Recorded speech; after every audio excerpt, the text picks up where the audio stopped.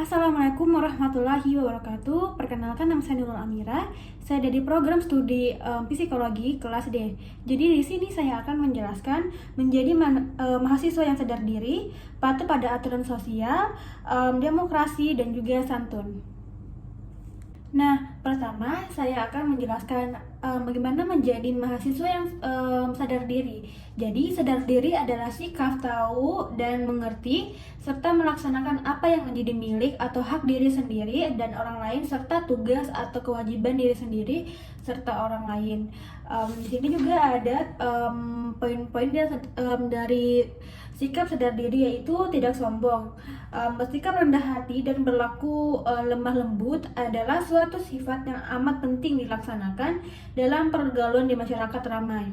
Nah, yang kedua ada mengembangkan kepribadian. Sadar diri ada hubungannya dengan perkembangan kepribadian. Menurut Freud, perkembangan kepribadian adalah proses belajar menggunakan cara-cara baru dalam mereduksikan 4 macam sumber tegangan pokok, yaitu proses pertumbuhan fisiologis, frustasi, konflik, dan ancaman.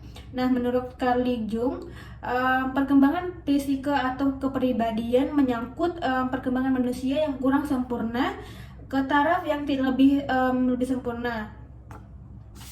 Nah, selanjutnya di sini ada menurut Adler, tiap orang adalah suatu konfigurasi motif-motif, sifat-sifat dan nilai-nilai yang khas. Nah, selanjutnya di sini ada kesatuan sosial. Dengan kesadaran diri pada tiap orang, pada akhirnya akan terwujud kesatuan sosial atau social identity pada masyarakat. Nah, demikian karena dengan kesadaran diri kita akan muncul kelebihan dan kekurangan diri. Pada praktiknya, sama manusia itu saling memerlukan satu sama lain.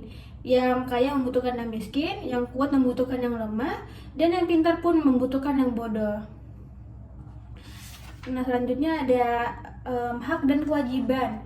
Pembatasan kebebasan itu dilakukan dengan cara memperlakukan peraturan bersama. Sebab tanpa aturan yang mengikat, masyarakat pasti akan hancur dan sekaligus menghancurkan pula tiap anggota masyarakat. Nah, peraturan bersama ini tentu saja merupakan aturan main atau rule of the game yang dipedomani bersama. Demikian karena setiap hak mempunyai kewajiban yang harus dilaksanakan. Nah, setiap kebebasan dengan demikian mempunyai dampak tanggung jawabnya masing-masing. Nah, selanjutnya menurut untuk ini Rawls pada tahun 1963 mengeluarkan argumen psikologis, yaitu tentang kesalahan asosiasi dan kesalahan prinsip. Nah, kesalahan prinsip adalah ketika yang dirusak bukan orang. Di sini yang diperlukan adalah bukan prinsip perkawanan dan saling percaya, tetapi penerimaan atas intuisi yang adil dan keinginan untuk mengekalkan institusi yang adil. Nah, inilah yang disebut sebagai rasa keadilan atau sense of justice. Nah, dengan rasa keadilan ini, orang dapat menerima prinsip-prinsip yang adil, penghindaran atas merusaknya, dan pengakuan bahwa keuntungan yang didapat dari menentang prinsip-prinsip itu tidaklah bernilai. Nah, pada gilirannya, jika ada orang yang bertindak tidak adil, ia akan marah apabila kena pada dia dan akan sebal apabila kena pada orang lain atau pada fasilitas publik.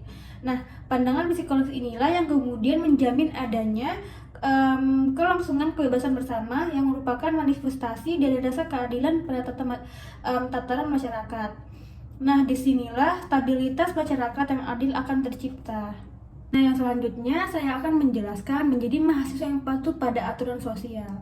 Jadi, patuh pada aturan sosial adalah sikap menurut dan taat terhadap aturan-aturan berkenaan dengan masyarakat dan dengan kepentingan umum. Nah, di sini adalah norma sosial. Nah, norma sosial itu merupakan perilaku standar yang disetujui bersama oleh anggota suatu kelompok, dan anggota kelompok itu diharapkan akan mematuhinya. Nah, selanjutnya adalah pentingnya kepatuhan sosial. Nah, kepatuhan pada aturan masyarakat memang dapat dimengerti kepentingannya. Kasus yang paling sederhana adalah tentang peraturan-peraturan tatanan dalam suatu perdebatan yang membatasi kebebasan berbicara ketika kita menginginkannya. Nah, tanpa pembatasan ini, kebebasan berbicara dan mengajukan apa yang kita inginkan nyatanya akan membuat kacau dan tidak akan bernilai bagi kita. Nah, dengan demikian, ketika peraturan-peraturan seperti itu dikemukakan, suatu keseimbangan akan muncul dan kebebasan yang dinilai sebagai kurang penting atau kurang bernilai harus berada di bawah kebebasan yang lain. Nah, selanjutnya adalah pembatasan kebebasan demi masyarakat. Nah, selanjutnya akan kita bahas persoalan tentang apakah prinsip pembebasan hanya demi kebebasan itu sendiri menyediakan secara memadai batasan-batasan atas perilaku yang menyebabkan kesakitan atau kesialan pada yang lain. Nah, perilaku yang membahayakan itu dalam kasus-kasus tertentu memang boleh jadi sebagai penggunaan atas kebebasan-kebebasan dasar, seperti kebebasan berbicara atau kebebasan menggunakan hak milik.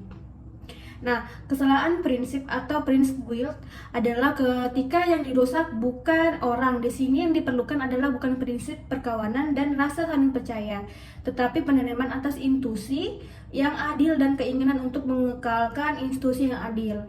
Nah, inilah yang disebut sebagai RAUS, sebagai rasa keadilan atau sense of justice. Dengan rasa keadilan ini, orang dapat menerima prinsip-prinsip yang adil. Penghindaran atas merusak prinsip-prinsip itu dan pengakuan bahwa keuntungan yang didapat dan menentang prinsip-prinsip itu tidaklah bernilai. Nah, selanjutnya menjadi mahasiswa yang santun. Jadi santun adalah sifat yang halus dan baik dari sudut pandang tata bahasa maupun tata perlakukan ke semua orang.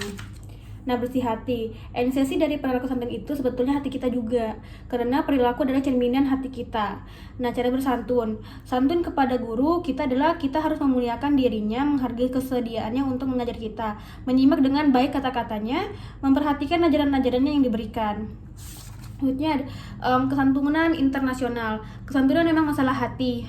Dan hati inilah yang menentukan santun tidaknya suatu perbuatan atau ucapan. Dan karena hati itu ada pada setiap insan, maka setiap daerah pun mempunyai kesantunan ini. Selanjutnya adalah pendidikan kesantunan.